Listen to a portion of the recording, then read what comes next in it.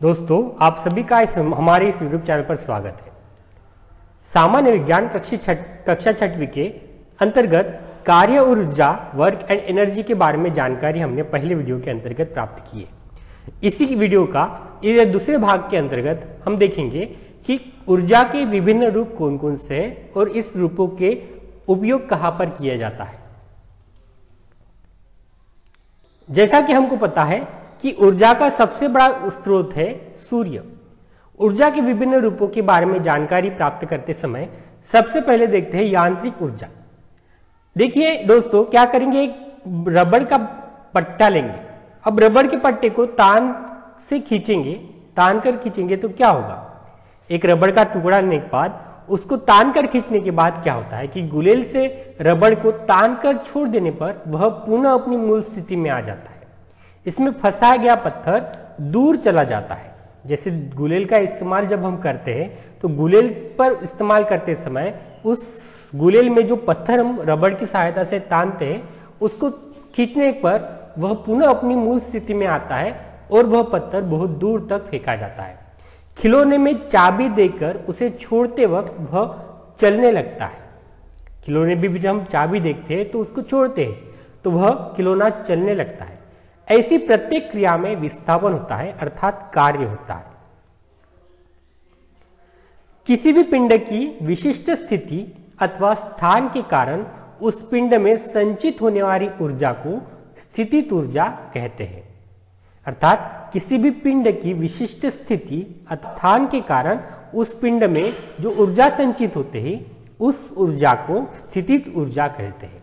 स्थितिज ऊर्जा यह यांत्रिक ऊर्जा का एक दूसरा उदाहरण देखेंगे कि किसी कैरम की गोटी को, जैसे गोटी को मेज पर रखेंगे और उस गोटी की सहायता से दूसरी गोटी को यदि हम ऊर्जा देते हैं तो गोलियों में खेल में आघात द्वारा गोली को गतिशील करने की क्रिया में गोली में ऊर्जा आती है। तो कैरम खेलते समय गोटियों को गतिशील करने के लिए गोटी को ऊर्जा दी जाती है। तो गति द्वारा किसी पिंड को प्राप्त होने वाली ऊर्जा को गतिज ऊर्जा कहते हैं। अर्थात किसी भी गति द्वारा किसी पिंड को ऊर्जा देने पर जो ऊर्जा प्राप्त होती है उसको गतिज ऊर्जा कहते हैं। कोई यांत्रिक कार्य करने में उपयोगी ऊर्जा को यांत्रिक ऊर्जा कहते हैं। और यांत्रिक ऊर्जा के दो प्रकार है, स्थितिज ऊर्जा और गतिज ऊर्जा। स्थितिज ऊर्जा विशिष्ट स्थिति में, तो गतिज ऊर्जा गति से प्राप्त। ऊर्जा का दूसरा उदाहरण है, रूप है, वह है ऊष्मीय ऊर्जा, अर्थात उसको तापीय ऊर्जा भी कहते हैं। सूर्य द्वारा पृथ्वी को अचूक अनुपात में सदैव इतनी ऊर्जा प्राप्त होती है जिससे वातावरण का तापमान सजीव सृष्टि के लिए अनुकूल बना रहे। जैसे देखिए दोस्तों, चित्र में हम देख रहे हैं कि किसी अंतर्गोलीय भिंग द्वारा एक कागज के टुकड़े को जलाया जाता है। ईंधनों के ज्वलन द्वारा ऊर्जा का भी निर्माण होता है। रसोई घरों में ऊर्जा का सर्वाधिक उपयोग होता है और ऊष्मा भी ऊर्जा का यह एक रूप है। सूर्य के प्रकाश में ऊष्मीय ऊर्जा होती है। तापीय ऊर्जा, सूर्य के जो प्रकाश है उसमें भी यह तापीय ऊर्जा होती है। इसे कैलोरी नामक इकाई से नापा जाता है।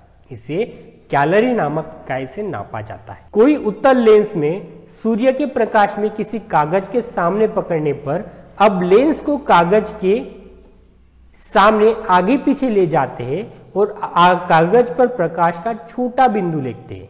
उसी लेंस से हम पकड़कर रखेंगे तो वह क्या दिखेगा कि वह कागज जलने लगता है। प्रकाश ऊर्जा की बात करेंगे तो प्रकाश ऊर्जा में देखिए, सूर्य के प्रकाश की सहायता से वनस्पतियां अपना खाद्य भोजन तैयार करती है। इसका अर्थ यह है कि प्रकाश ऊर्जा का खाद्य रूपी ऊर्जा में रूपांतरण होता है। सभी वनस्पतियां और प्राणियां अपने कामों के लिए भोजन का उपयोग करते हैं और इससे यह बात समझ में आती है कि प्रकाश ऊर्जा का एक रूप है। प्रकाश से भी हमको ऊर्जा प्राप्त होती है। ऊर्जा का चौथा रूप है ध्वनि ऊर्जा। अब ध्वनि द्वारा ऊर्जा कैसे प्राप्त होती है जानने का प्रयास करेंगे। अत्यंत तीव्र आवाज से घरों की खिड़कियों के कांच खड़खड़ाते हैं। देखिए, जब भी आवाज तीव्र गति से होता है, जैसे लाउड स्पीकर का आवाज हम तीव्र गति से करेंगे तो क्या होगा कि हमारे आसपास की जो खिड़कियां हैं वह खड़खड़ाने लगती है। इससे क्या होता है कि खिलौनों वाली कारों की गति को नियंत्रित करने के लिए आवाज का उपयोग किया जाता है। देखिए, कोई भी एक खिलौने वाली गाड़ी रहती है ना, इसको उपयोग करने के लिए हम आवाज का उपयोग करते हैं।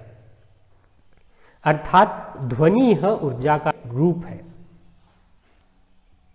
ऊर्जा का अगला रूप है रासायनिक ऊर्जा। अब रासायनिक ऊर्जा में देखिए, किसी लकड़ी को जलाने के बाद उसमें रासायनिक ऊष्मा और प्रकाश का मिलता है। जैसे किसी लकड़ी को जलाएंगे तो उससे हमको क्या मिलेगा? ऊर्जा और ऊष्मा और प्रकाश मिलता है। कभी कभी जलने की आवाज भी आती है।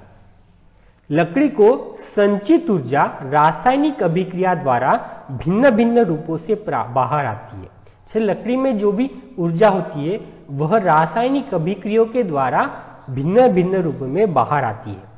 लेड एसिड की बैटरी, जैसे सीसा संचालक सेल कहते हैं, होने पर वाली रासायनिक अभिक्रिया द्वारा विद्युत ऊर्जा का निर्माण होता है।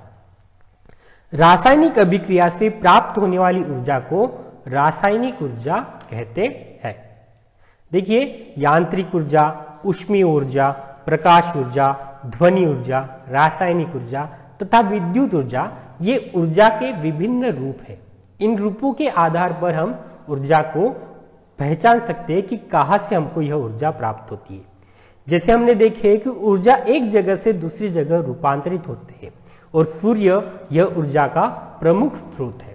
अगले वीडियो में हम देखेंगे कि ऊर्जा के स्रोतों के बारे में जानकारी प्राप्त करेंगे।